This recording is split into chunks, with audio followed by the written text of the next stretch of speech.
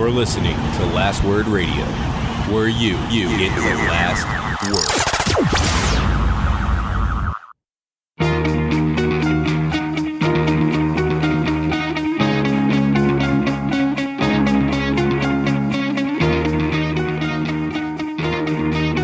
Welcome to the Fourth Line Podcast, part of the Alberta Podcast Network, powered by ATB. This is April the 14th. 2019. With you today is myself, Carl, and rainy day Nick. Staying nice and dry over there? It has been relentless all day in Toronto. It's so wet. So it's reminiscent, I guess they're mimicking Leafs fans' feelings. Yeah, that must be what it is. It's just a personification of that. So, which is nice. It's nice. It's all the tears of the Leafs fans cried last night have evaporated up into the sky and are now falling back down on the Leafs fans. Very, very true. They get a taste of their own medicine today. So we've got lots to talk about today. There is a ton that has been happening in the playoffs. We are going to dive in, going through every series. We will also share some facts. Some suspensions have happened all over the place. We'll get into those that haven't, and will. And we'll get into kind of some of what has happened. I spent some time at a game this week, as a matter of fact. You were at a game, and how was it? Game one, right? Went to game one of Flames Avalanche, and I did not. I know you said I should wear my jersey. I took your advice. And? I asked my wife her advice. She said it was crazy to not wear my jersey. I did not have a single person in my life who did not say, yeah, you're better off if you don't wear that jersey. So I put it on, headed over to the Saddle Dome, brought a Flames fan with me. That was my plus one for the evening, and it went better than I expected. From the fans' side of it, the people around me were quite nice, but also it helps that just naturally I refuse to say nice things about my team because I don't trust that. And so when you're self-deprecating towards your own team, it's a great way to make friends. Right. Probably, so they weren't too mean. No, the ones sitting in my section were all super nice. I got certainly every time I stood up, had to go to the washroom, and it's nice to step out and get booed by dozens and dozens of people. Yeah. This is something that you're not used to. Yeah. But yeah, that was probably the highlight from looking at that perspective. I don't know if you watched game one, and it might not be a memorable moment, even if you had, but there was probably about a good 30 seconds of time where the Avalanche decided to play with 4 players on the ice for no good reason.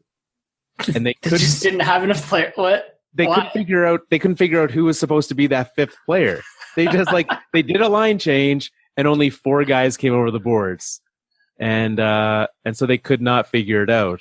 And what was interesting was that nobody knew what to do because the Flames were confused what was happening. The Avalanche were confused what was happening. So they just kind of stood there and cycled through the neutral zone for a little bit, waiting to figure out what was going to happen. They tried, at one point, they almost had 3 defensemen on the ice instead of 3 forwards because Sam Girard was like, I'm just going to go. Someone has to go. I did not recall in the chaos who actually was the culprit of who forgot to go out for their line, but that's what happened. They started juggling some lines there at the middle end of game one, and little nerves, maybe gets a little frantic. But no, it was a very good. I'm very glad that I went. It was a ton of fun.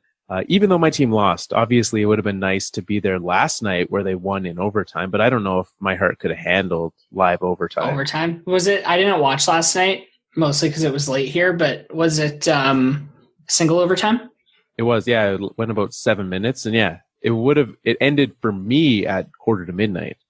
So for you, it would have been 1:45 in the morning. Oh, I was long asleep. Yeah. Even game one. So the game one was the first day of the playoffs, I think, or no, second day of the playoffs. So I was still thinking that I'm strong enough that I could stay up and watch all the hockey. I fell asleep after the first period. Yeah. But I thought the Avs looked good in that first period.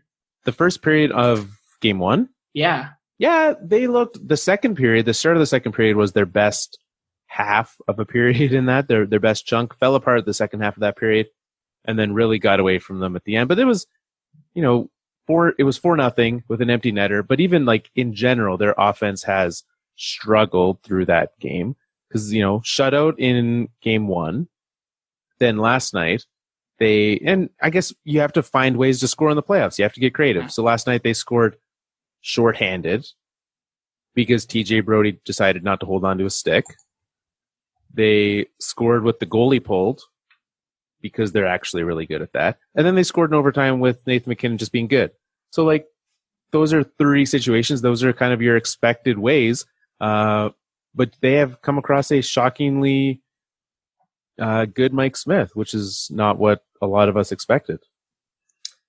No, I mean, at least not the two of us, Carl, because we've been saying for weeks how the Flames are going to lose this series because of Mike Smith. Yeah, and they have been doing it because of him. That game, game 1, he made some fantastic saves. Yeah. Many of them right in front of me, and I was very disappointed. Even, after the game, he was commenting he's never had his name chanted at the Saddle Dome, which says a lot about how well he's received there. Yeah, I'm kidding. But it was, and it's going to be an interesting rest of the series. Obviously, anytime you're the low seed, you start on the road and you can split the first 2 games and you go back home tied. That's fantastic. That's all you could hope for. I think it's a great start to the series, especially for the Avalanche going up against the top seed. Yeah. And like, if you look at some of the stats too, it's pretty, at least the numbers are pretty even either way. Yeah. Last night, possession wise, the Avalanche really drove the play. It was only, well, I said as I was watching the game, I was like, man, the Avs are having such a push in this third period. We are primed for the Flames to score just a garbage goal. And that like Monahan chop shot, he was channeling Tiger Woods. Like I too can be good at the Masters. Took that shot and sure enough, a weird shot made it work for him. But very excited. And obviously, I guess we'll get more into this series now before we get into the rest of them. The big news of today, Cale Makar signed with the Avalanche and potential for starting in game 3, which I think that's a little bit iffy of a decision. You haven't practiced with this team all year. Sure, you are coming off high level competition. The Frozen Four nowhere near the level of NHL hockey. So, do you think he can come in and make an impact on this series? Yes, I think that he is better than our worst defenseman for sure. So looking at that, yeah, I do think that he can make an impact. I'm not sure. So all of the things that happen because of this, it's an interesting decision because when you burn by signing him already, you burn a year off his entry level deal. So it could be for 3 games and you burn that year, which is a common thing. You see that happening all the time as like a negotiating tactic, right? Sure, whatever, fine. But it also means that they have to protect him in the expansion draft if he plays. If he doesn't play, they don't have to protect him. As soon as he steps on the ice, they have to protect him in the upcoming expansion draft, which is and isn't a big deal. They have to protect Eric Johnson because he has a no movement clause. They'll probably want to protect Sam Girard. Yep. And Tyson Berry's contract is going to be up by then. But if he's still on the team, that's another guy you'd want to protect. So with those 3, you add Cale Makar to that, and you suddenly have a lengthy list. So we'll see what happens with that. I fully expect him to suit up at some point, though. Do you think it's the right decision for the franchise?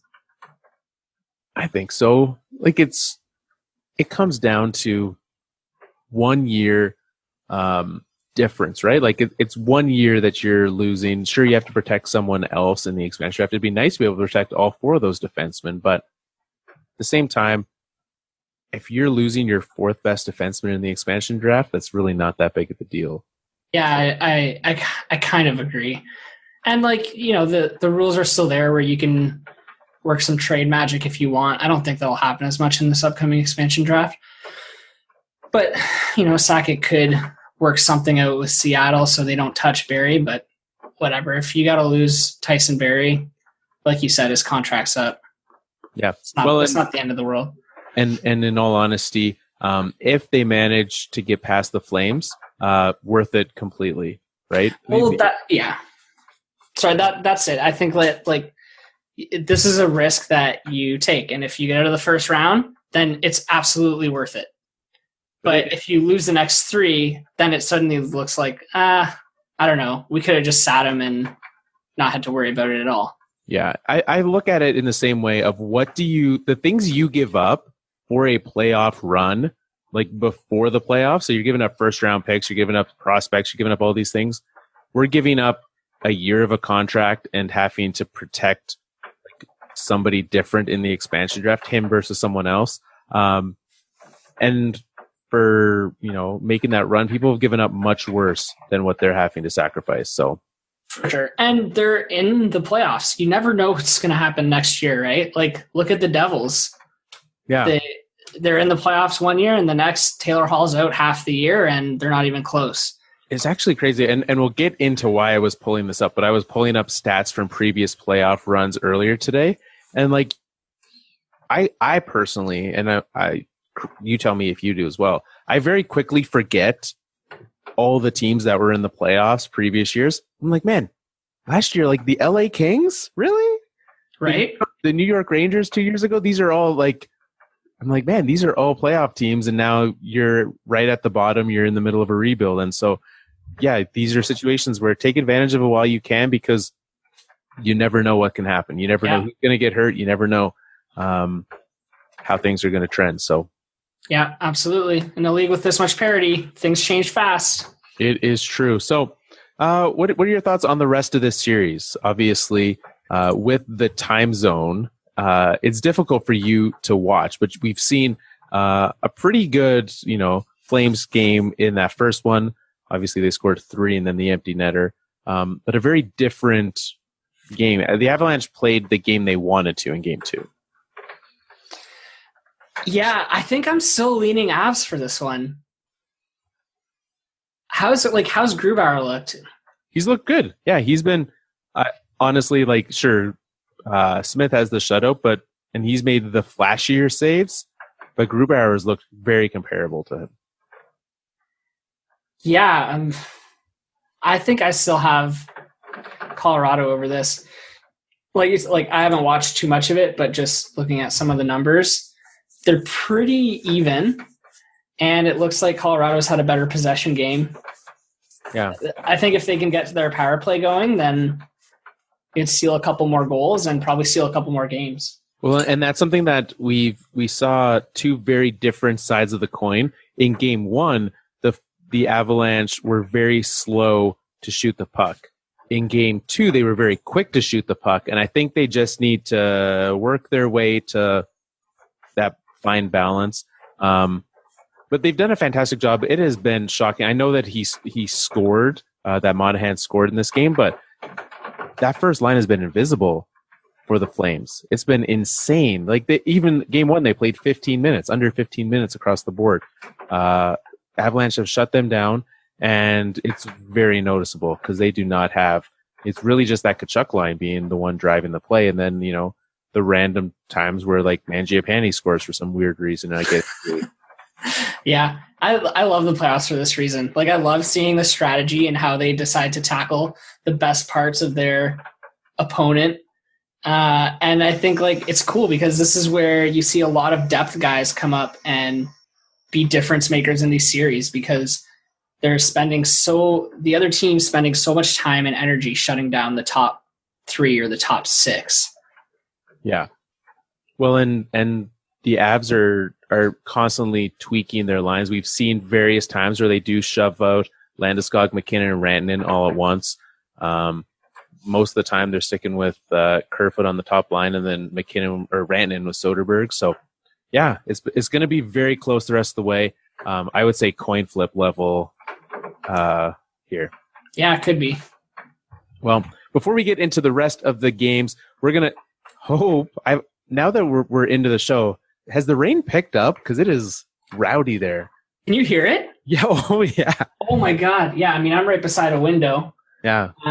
And it's hitting my windowsill pretty It's relentless, Carl. It's pretty bad. And those teardrops from Leafs fans are huge. Before we get into the rest of the show, we will talk about the Leafs and what has happened with them very shortly. Before we get into that, let's remind everyone about ATB, the official sponsor of the Alberta Podcast Network, and some of the great things that they do. One of which is, and I think this is super cool, the ATB Entrepreneur Center. If you go to atbentrepreneurcenter.com, you can check this out. And so one of the things that's cool is you go there and they offer a powerful set of tools to help your business and personal finances grow together. They have small business experts who have experience working in the Alberta climate, where they can give you some really great advice on that. I constantly am driving by the one in Calgary here, and it always reminds me of all the cool things that ATB is doing. So head on down there, atbentrepreneurcenter.com, where you can find out more. All right, let's get into the rest of these series. There are 7 other series, lots of them. And as per usual, lots of series up 2-0 already. One after this afternoon's results, 3-0. Let's start. Actually, they didn't make the playoffs. However, the Islanders of New York did, and they are up 3-0 on the Pittsburgh Penguins. And it's been very much in line with, not perfectly, but somewhat in line with how we thought this series would go, in that if the Islanders are going to win, they're going to win on the back of Robin Lehner, and the Penguins will lose on the back of Matt Murray. And Matt Murray has not been the goaltender that the Penguins need him to be. They need him, obviously. They now need to win 4 in a row. A difficult task. And he needs to be stealing at least 2 of these games. Yeah. Matt Murray right now has faced 102 shots in this series and is rocking a .902 save percentage versus Robin Lehner, who's faced 103 shots this series and has a .951 save percentage. So essentially equal shots, right? It's same amount of shots. Yeah. But the difference is the goalies. I mean, I think that's the proof in it. I mean, I didn't get a chance to watch the game this afternoon, but I saw some of the replays, and there's a couple goals that the Islanders scored, 2 of them at least, where I was like, oh, he should have had that. Yeah. You should. And so if you look at where the Islanders are shooting, they're getting high quality chances at least, right? Yeah. So you got to give them credit. This isn't all on Matt Murray. The Islanders have played well. But 5-on-5, the Penguins have been driving the play. And so the Islanders, good on them. They're doing what they need to do. But Pittsburgh has to, right? Show up. And you look at who's doing it for Pittsburgh, it's the guys you want to, right? Everyone's gonna say, well, Sidney Crosby hasn't done anything yet. Sure, but you've got Malkin, you've got Kessel, both of them leading the charge on the score sheet wise, and then Jordan Eberle being the guy for the Islanders, which is always a fun thing, because then you get sad Oilers fans, which is always something we love. Aren't Oilers fans just always sad? Yeah, it's very rainy. You would be shocked how rainy it is in Edmonton. Yeah, I can imagine. I mean, I think Crosby, he's the automatic guy that everyone goes to shut down, right? Like, that guy's he's covered all the time. So it makes sense, I think. But then, I don't know, you probably still want him to take an extra step, especially when you're down 2 games, 3 games now. Yeah. He's got to step it up a little bit. He does. And certainly, some power play. We talked last week the importance of special teams and having to take advantage of that. Really 2 goals for the Islanders on the power play and 1 for the Penguins. So neither of these teams really taking advantage of that at this point. No, they are not. And the Islanders producers, what I think is interesting, the Eberle and Bars, these are their top guys, right? Yeah. So why is Pittsburgh not working on shutting these guys down? Yeah, because the Crosby line's been completely stifled, and you've got this from Pittsburgh. So certainly be interesting how this goes. What do you think needs to be Pittsburgh's biggest change moving forward? They got to help their goalie out a little bit. defensively in their own zone. And special teams, man, they need to get some dirty goals on the power play. Yeah, definitely need some of that, and then find a way to get the, now that you would have thought that going home they'd be able to have the matchups that they wanted. Everyone talks matchups come playoff time, and you'd think they'd be able to get those line combinations that you want to get that separation for the Crosbys and things like that, but not so much in Game 3. Yeah, I think that, I don't know. If I'm them, I'm just continuing to pepper Laner with shots, and some of them have to go in, right? They are at 5-on-5. They're out shooting the Islanders by 6 shots per game, and they're out attempting them too on shot attempts. But hasn't that been Pittsburgh or the Islanders' motto all year? Just keep putting shots on Laner. Eventually, we got to win, and no one's won at all ever, right? So, yeah. I'm kind of past that point where you've missed the boat on that. So, I don't know. Yeah, I think they got to figure them out somehow. Certainly, they do have to figure them out. And these games have been close enough that Pittsburgh can make a comeback and win. But there's no way that they can win a game, not win in general. I don't see any situation. I could see a situation like Robin Lehner gets hurt in warm-ups is a situation where the Penguins can come back, but that's a stretch. Who did you have in your bracket on this series? I believe I had the Islanders in this one. You chose New York. In how many games? Let me double check. No. I chose Pittsburgh. I chose There's no way I had Pittsburgh. The Islanders. Yeah. I had Pittsburgh in 6. So that I missed the boat on that one already. Yeah, I think I had that too. But we'll see if they can win. I would be surprised if they don't win at least one. And so yeah, I would think Game 2, which is going to be on schedule time on Tuesday. We can look for them to win that game at home before they head back to the island. So, the other big surprise, do you consider, so I guess maybe that's my own personal bias, but even though the Islanders were, the higher seed, right? They were better than the Penguins all season. For some reason, I still look at this as an upset. I do too. Because of Pittsburgh's, year after year success in the playoffs. However, a team that doesn't have year over year success and is beating a team and is 100% an upset, the Columbus Blue Jackets, up 2-0 on the Tampa Bay Lightning. Game 3 will be happening literally as soon as we press stop on this podcast. Game 3 is going to be starting, and they will be without Nikita Kucherov. There's significant rumors. We haven't seen the official line. I guess they're going to be taking warm-ups here soon. Victor Hedman is a game-time decision. He might be sitting out. Nick Foligno has scored. What is happening? I love me some Nick Foligno. I'm so happy about the Columbus Blue Jackets, Carl. And I hope every GM around the league takes notice. This is what happens when you make big trades at the deadline. Yeah, Matt Duchene, producer. That's what's happened so far. Yeah, it's great. What do you have, 4 points in that second game? Yeah, he's sitting at 4 points in the series, 6 shots, which is pretty good. You know what I thought was actually crazy was that he scored his first ever playoff goal. Yeah, I mean, he was on some very bad Avalanche teams. He was on a very bad Ottawa Senators team. Yeah. And, Matt Duchene, not actually that good. Crazy. But the Columbus Blue Jackets, actually that good? Or is the collapse coming?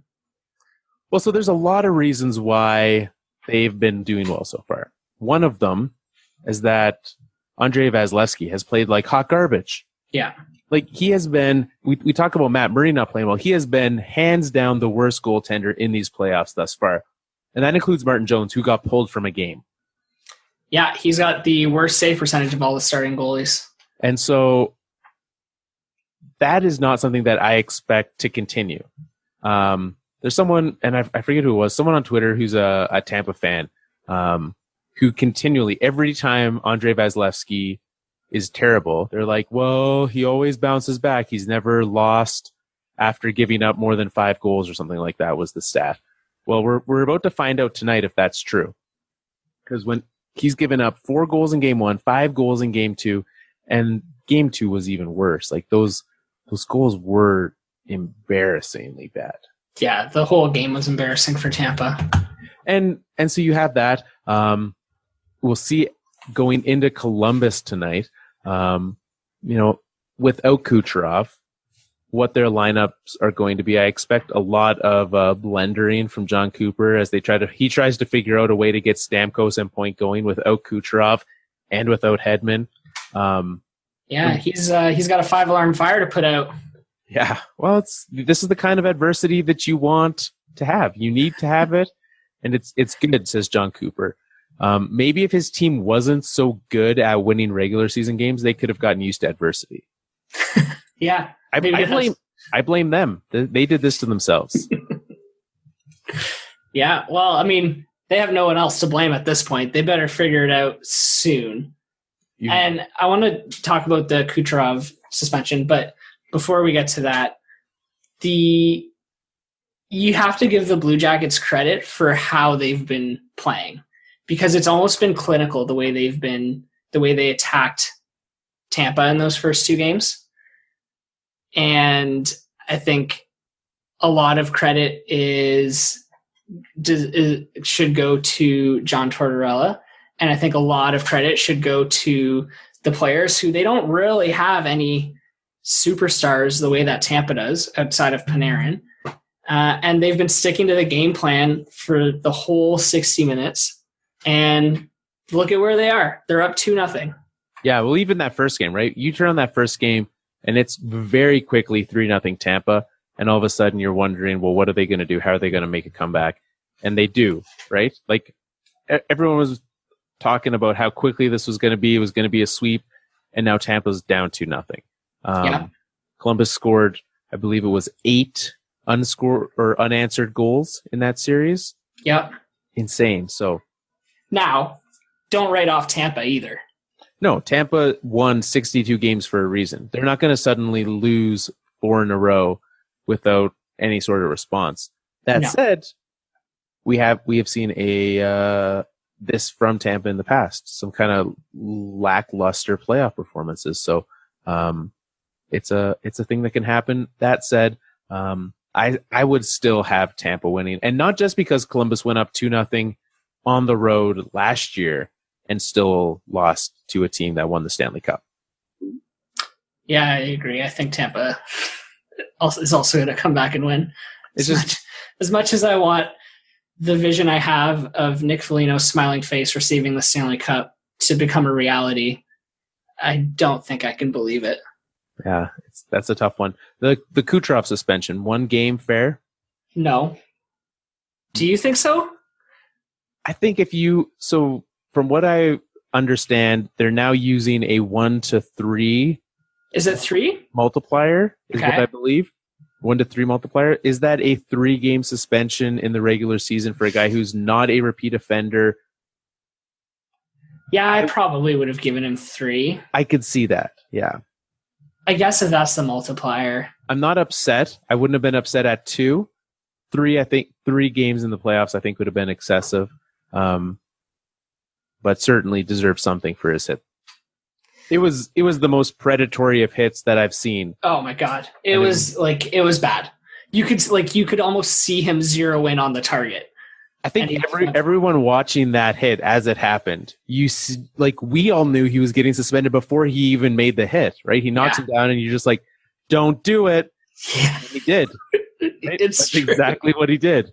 Actually, I was watching the games last night with former host Joel, and I forget who it was. It was someone on the Avalanche, I believe. There was a guy down, and he just like pushed him into the boards, just kind of like pinned him there. He's like, "Look, that's what you do. You don't have to run their head in. It's super easy. Yeah, don't do it." But nonetheless, that happened. So they will be without him tonight, getting him back for Game 4. They should still be able to beat the Blue Jackets without him. I mean, you would have thought that they would have been able to not give up 9 goals in 2 games to the Blue Jackets as well, but here we are. Fair. Here we are. Well, let's move on to, speaking of suspensions, let's move on to the series that has Toronto Maple Leafs fans crying. And let's start with the fact that they should be quite content, as I am, and I know that the Leafs are better than the Avalanche. Toronto Maple Leafs fans should be incredibly happy to be heading back from Boston with this series tied at 1. As with all penalty and suspension aside, game results, if you even look at last year's series, that they pushed it to 7 against Boston. Their performance the first 2 games in Boston was atrocious. I believe it was 5-1 and 7-3 were the scores in those 2 games. Last year? Last year, yeah. Oh, yeah. Last year was not a good start for them. No, and so you come back with a split. You now have home ice advantage. 3 out of the next 5 games are going to be in Toronto. You win 2 of those. You win 1 in Boston. All of a sudden, the series is yours, and you move on. So that side, I don't think, you're not going to win every game. Toronto played even moderately well last night. They played fantastically in game 1. Performance of the team, and I guess that'll be changing, and we'll get into that. But I'd be happy with the team. Yeah, I think you can never go wrong. I don't care how good or bad your team is in the playoffs. You can never go wrong with splitting the first 2 games. That's an acceptable start to the series. Especially if you're the road team. The road team splitting, go nuts. 100%. And I thought their game 1 performance was perfect. And then Boston responded pretty much how Tampa should have responded in their game 2. Yeah. By putting in David Backes. That is exactly the change that Tampa should have done for game number 2, was put in David Backes, and they probably would have won, but who immediately got an assist 5 minutes into the game. Yeah, just everyone, the narrative. They're putting David Backes in for his physicality, and all of a sudden he gets on the score sheet. Yeah. Accidentally. But it is, they certainly upped the physicality in that game. They were hitting them every chance they got, Boston was. And it, wasn't an unphysical game in game number 1 either. Still was, but game number 2, Boston really ratcheted it up. And that is what led to a lot of things, because for some reason, the officials decided to put away the whistles. Yeah. Put them far away. Like far to the back of the drawer where you can't find it anymore. Yeah, they did not exist. And so I would say that was, that was the worst officiated game of this playoffs, and it's not close. Big time. Yeah. So what are your thoughts on that regard? So, last week we talked, I guess what are your thoughts? I'll get into my preamble later. Oh, what, on the officiating? Just on the effect it had on the game. Are you okay with it? What would you have liked to see? Here's the thing when they put the whistles away like that, is the game kind of starts to spiral out of control. And suddenly, when you can get away with an extra shot after the whistle, you take that extra shot after the whistle.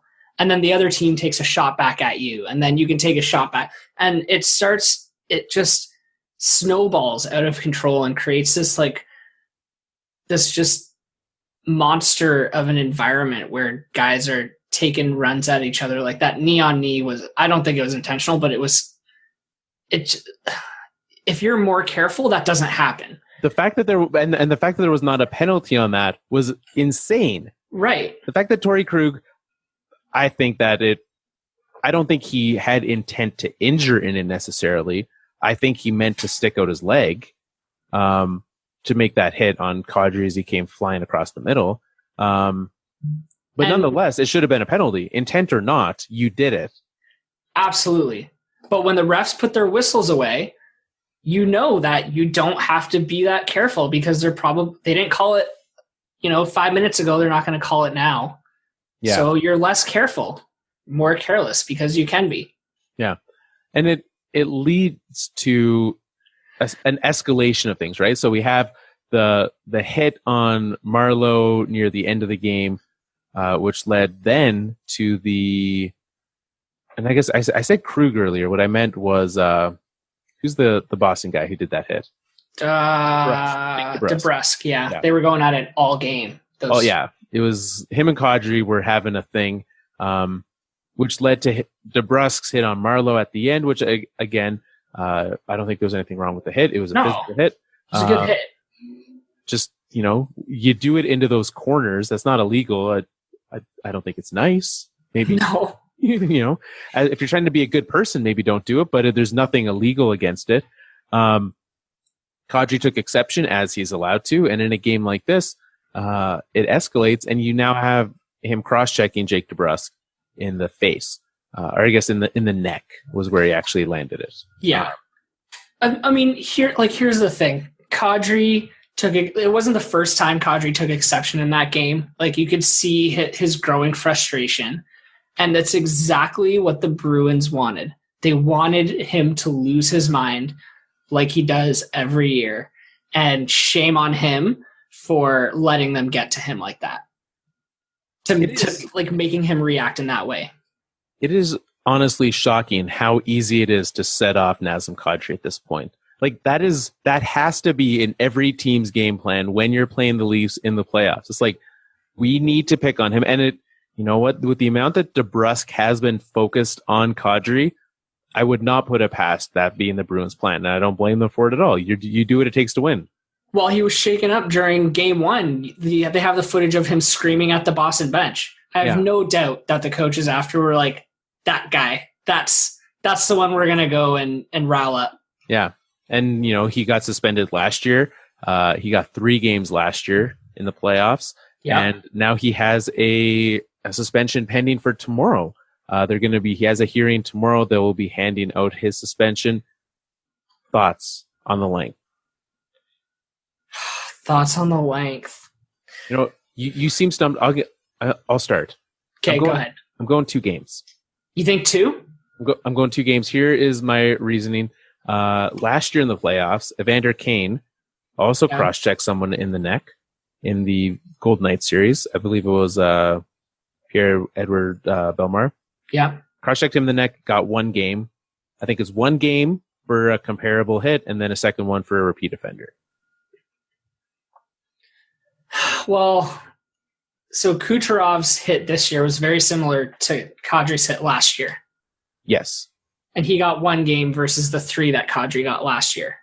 You think that difference is because he's not a repeat offender? It's his first time? Kucherov?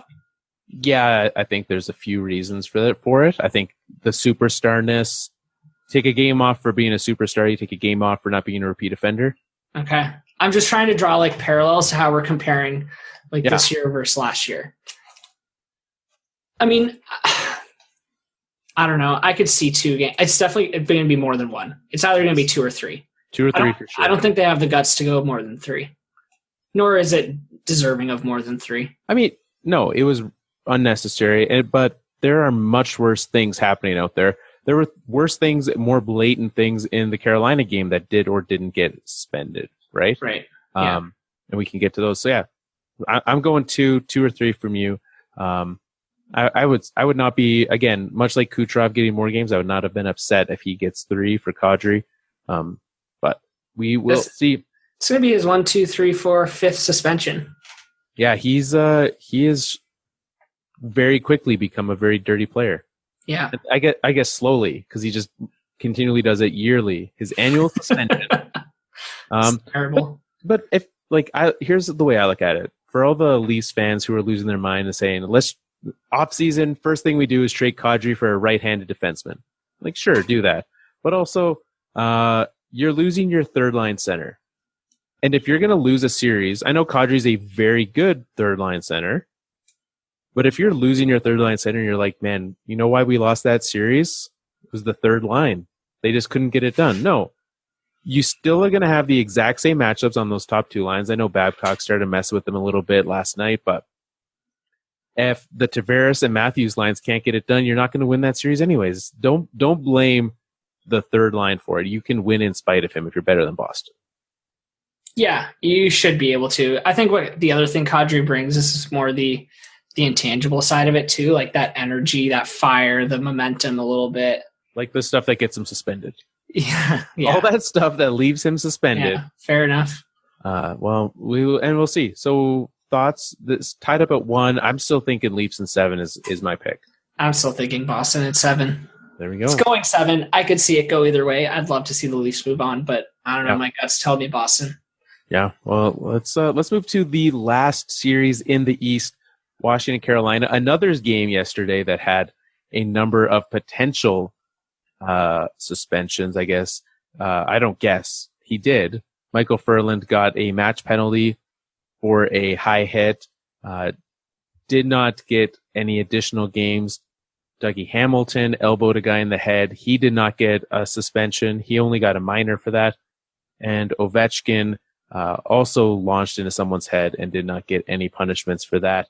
So in a day where they weren't handing out suspensions all over the place, it is interesting. Did you think any of those were worthy of additional punishment? So I'm going to be honest. The only one I saw was the Furland hit. This game was yesterday, right? Yeah. I didn't see the afternoon game. I saw the Furland hit. I don't know if it's worthy of a suspension. It was early in the game, right? Like it was the first period. Yeah, it was very early. I think like more than 2/3 of it, because he didn't really make contact with the head, but he very easily could have. Like it was a very dangerous hit, even though the outcome wasn't the worst outcome possible. Yeah. So I think, having to sit out the most of that game is probably punishment enough. And I'm assuming that's kind of was what their thinking was too. Yeah, I agree on that one. For the exact same reason, I would, if it was a late game hit, I think a game would have been fair. With it being early, him sitting out. A lot of people were very much in the camp of Nick Dowd. He was lunging for the puck, and that's why he'd put his head in the way. I don't buy that. If you are the skater hitting someone, you need to be responsible. And I get that, like, people turn at the last second, etc., but like, you just need to think, I might hit this guy's head if he turns at the last second. Yeah, that you always have to. Yeah, you have to be conscious of that. The game moves so fast, like it happens unintentionally, but I don't know. The only way to stop it or to slow it down is just to be conscious that this is going to happen. Yeah. And yeah, the Hamilton one, it was blatant. Like it was a blatant elbow, but it was not an aggressive elbow. So I don't think there would have been anything there. And the Ovi one, if it wasn't Ovi, I could have maybe seen, but again, you take off a game for being a star and all of a sudden Ovi's not there. So not that that's right, but I don't, I kind of see that that's how. Yeah. Sorry. I was trying to find videos of them on Hockey Reddit, but I can't because I'd like to discuss them with you more, but I'm not seeing them. Well, no, that's all good. We have a lot to get to still. We still have 3 matchups left and we're almost 45 minutes into the show. So, all right. I guess very quickly, Carolina did come back in that game, managed to tie it up, but Washington is up 2-0. Carolina's shown up well. They've, especially on the road, those first 2 games, not being able to storm surge when they lose. I expect them to win at least one at home now. It would not surprise me. Let me read these stats to you quickly, okay? Shots per game at 5-on-5, Carolina 23, Washington 16. Shot attempts per game at 5-on-5, Carolina 51 to Washington 31. High danger scoring chances per game at 5-on-5, 7-7. So what that's telling me is Carolina is driving a lot of possession and taking a lot of shots, but they're not really getting into the dangerous areas of the ice. Right, and that's what has been the culprit. That's what really ruined Carolina last season as well, was they were taking a lot of point shots and weren't actually getting to the ice. And so if you actually look up even 5-on-5 heat maps for the Hurricanes in this series, the Caps have them in front of the net in Ovi's sweet spot on the left side, and that's pretty much it. Whereas Carolina's got a large chunk that they're taking from kind of the top of the right circle. Yeah, and like I get it because they have great defensemen on the back end who can shoot. But when you have guys like Sebastian Aho and Andrei Svechnikov and who's had a fantastic series, by the way. He has. Yeah, I'm actually surprised at how good he's been. And Teuvo Teravainen, like those guys are good, fast, smart players. They should be finding ways into the middle of the ice. Yeah. And they haven't gotten enough of that. So yeah. But I do expect them to make a pretty good comeback. I wouldn't be shocked if they won both of these games in Carolina and sent it back to Washington Tide. If I would pick that it goes back to Washington 3-1. Washington. I had this series Washington 5, and I would probably still pick Washington 5. I had Washington in 6. Oh, wait. I had Carolina in 6. Interesting. I'm looking at our fourth line bracket. Yeah. But I think Washington will win. I don't know why I picked that. You're feeling especially bold, or you pressed the wrong button. Or I pressed the wrong button. They're both red. So yeah, it's true. We didn't talk about this last week, actually, who we have as our Stanley Cup finalist or winner, champion, if you will, in the bracket. Yeah. So in mine, I have Washington repeating. That's mine. You do? I do. I'm a sucker. I picked Tampa. Yeah, it was as everyone else did. It was a safe choice. Yeah, it was. Now I'm enjoying all the messages that I get from people who don't really follow hockey.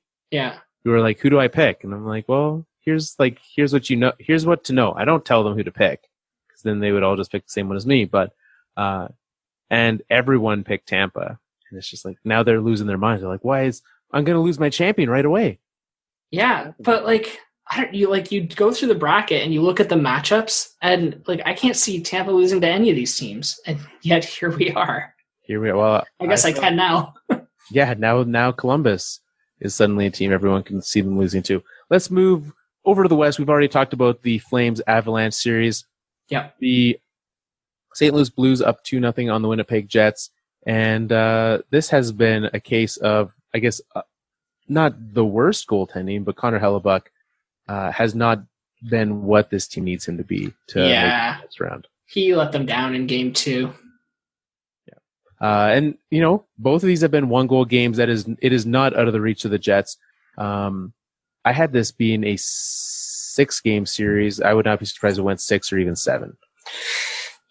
I had this at 6 as well. You much like with the Carolina series, this is another series that you picked the team that's down 0-2. Is this correct? Yeah. Okay. Yeah. Yeah. Yeah, but I don't know if I can see Winnipeg winning 4 straight against St. Louis. The Blues are playing really well. That's a tough situation. Vern Binghamton has played as well as he needs to. But outside of goaltending, these teams are so even. Yeah, I know. Every single game, I just assume it's going to overtime. Neither of them have yet, but we'll see what Game 2 will be today. Game 3 is today. Today at 7:30, I think, Eastern. Yeah, so that's it's been really good hockey, actually. It's been one of my favorite series to watch. It has been, yeah. It's very exciting. Yeah. And so we've got that one. We've got Nashville, Dallas. That is a series that is somehow tied up at 1. Where I just look at that and I'm surprised that Nashville went down 1-0. However, late goals and even last night going to overtime, that's as much of a coin flip as anything. So, yep, Dallas Stars 17.5 shots per game at 5-on-5 is the lowest in the playoffs. That's not good. No. Well, and when you've got Pekka Rinne, he's given up 4 goals on 52 shots. How many of those? One power play goal? So 3 goals on 5-on-5. That's about as good as you can ask for from a goaltender. If you give any team 1.5 goals against on even strength a game, yeah, that's fantastic. So, yeah. What do you think from this series? I think Nashville's gonna take it. Yeah, that seems like the likely scenario. It wouldn't surprise me if they just won out from here.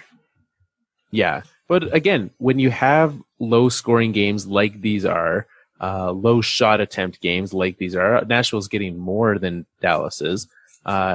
It can go either way because it's one bounce, it's one situation, it's one blown coverage, it's one overcommitment, and all of a sudden you're done.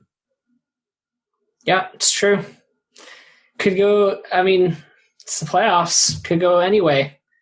But I'd put my money on Nashville if I was a betting man. Which I would also put my money on Nashville. One thing that is interesting is I know it has been unlike this for some time, and maybe it was just the portions that I was watching. Dallas has put the Ben Sagan Radulov line back together. And so they've managed to stack, which is something you don't really see in the playoffs. You see them so that you can't, especially when you're the road team. Sure, do it at home. You can dictate those matchups, but on the road, they were doing that, which I think that's obviously they split. That's worked for them, but initially, they've scored 2 goals, right? That line? Yeah. 2 of their 4 goals. Yeah, well, so. I don't have the box score up for that other one, but I assume with Hesakainen getting the 3rd goal, I wouldn't be surprised if that line was out on the ice for that one as well. Yeah, probably. It's kind of crazy. In game 1, 3 of the 5 goal scorers were defensemen. It's true. Yeah, Yossi, Hesakainen, and PK, which, Nashville having goals scored from defensemen, not surprising. And Miro Hesakainen has been quite the little defenseman there. Not even little. He's been really good. So yeah, I would not be surprised if he is he's that guy in the future that we'll be talking about in the likes of Erik Karlsson and things like that. I kind of think so too. And that's why the Stars did not want to trade him. No, there's no way that they should have. No. So to trade a future Erik Karlsson for current Erik Karlsson doesn't really make a lot of sense. No, it doesn't. No.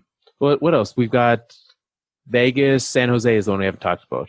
Yes. Vegas, San Jose.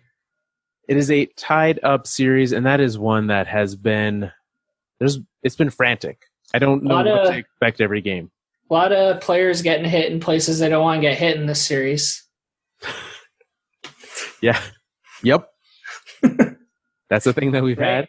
Joe Pavelski's wearing a face mask now. Joe Pavelski scored. Was that the Sharks' first goal of the series? Yeah, right off his face. Right off. And that was like a slapper from the point. That looked like it hurt.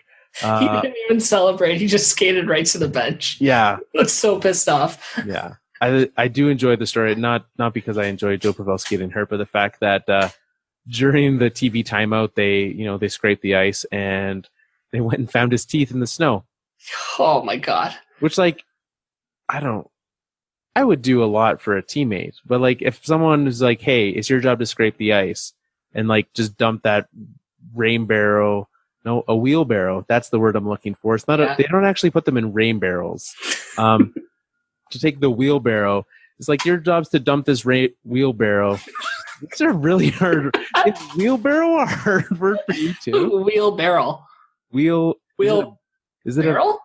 Barrow? I thought it's a barrow. This is good content, Carl. This is fantastic. Welcome to the fourth line. I'm Googling it. Yeah, while you do that, the guy whose job is to dump out the container that holds the snow that they scrape, I don't think he thought his job description also included looking for players' teeth. But here he probably wasn't in the job description. No. What's the verdict? Wheelbarrow. What is a barrow? I don't know. I'm so confused right now. So you've now learned something that you did not know your entire life. It's a word I've never thought about this much before. Yeah. And now that I'm looking at it, it just doesn't make sense to me. No. So a barrow is a lot of things. One of the definitions involves a hog. Okay. So probably not that. No, there's another one. Large mound of earth or stones over the remains of the dead. So that's a barrow. So maybe you put wheels on that and you're moving it around. It's true. Now you've just got a dead person in there, like Joe Pavelski's dead tooth. That's that in that game, that was the right definition. I believe this is there's also, because the third definition just is wheelbarrow. So they define it as a cart with a shallow box body, 2 wheels, and shaft for pushing it. I guess but I don't know why it would be called a barrow still. I guess maybe that's what they shoved bodies in to move around back in the day. Yeah, maybe. Well, we've all learned something today. I think maybe it's just us. maybe everyone already knew the what is it? The epistemology, is that the word? What's the word, the meaning of words word? We're not going to keep going down this road. Epistemology. That's not the right word. I know that one. No, it's not. No, that's not the right word at all. Nonetheless, we're all learning things today. All right, hockey. What else do we have left to cover? This series, we have not gotten far other than San Jose and Vegas. San Jose and Vegas. We talked, Martin Jones got booted out of one of the games. He got pulled because Vegas decided to score 6 goals, or 5 goals rather. Aaron Dell played fine in his absence. They're playing tonight as well. Martin Jones going to be back in net though. Yeah, I mean, Martin Jones is definitely the biggest question mark goalie of the playoffs, right? Yeah, because even though Vasilevsky has played worse, but coming into the playoffs, I mean, like, yeah. No, I fully agree. Vasilevsky's played worse, but you expect him to bounce back. Martin Jones is moderately what Martin Jones is at this point. Yeah, he's got an .850 save percentage. He had a sub 900 in the regular season. Like, he's 1 goal. Sure, maybe we expect him to save 1 more. This is who he is. Yeah, so not too surprising on that front. Not at all. The Sharks just need to turn on the offense and outscore their opponents. Which is a problem because I guess it maybe not that much of a problem. These have both been high-scoring games back and forth. No lead feels safe, to me at least, because you've got Vegas who can score. Mark Stone has looked magical. That might go down, depending on how late of a run Vegas makes, could be one of the greatest trade deadline pickups of all time. It might still be. It very well could be, especially with what they gave up. Whether they win or not. Yeah. And so, you've got Mark Stone, 3 goals already. But then Erik Karlsson, right? Coming in fresh after being injured for so much of the year. He has been a huge part of that team and their offense. 4 points, 2 games. That's pretty good. That is good. It's very good. That's a 164-point regular season pace. Will he maintain? Is the question we ask. That was some very fast math, Carl. 82 times 2. I'm a calculator. That's why you're a teacher. I don't know where. Yeah, let's not flaunt my teacher knowledge because I had to ask if it was wheelbarrow or wheelbarrow. Yeah, that's why you're a teacher, Carl. You know things. Maybe stick to the math, I guess. Yeah. I'm not going to be teaching gardening anytime soon. Don't worry. No landscaping course. That said, this series, I still think, I had it going deep. I think I had it in 7.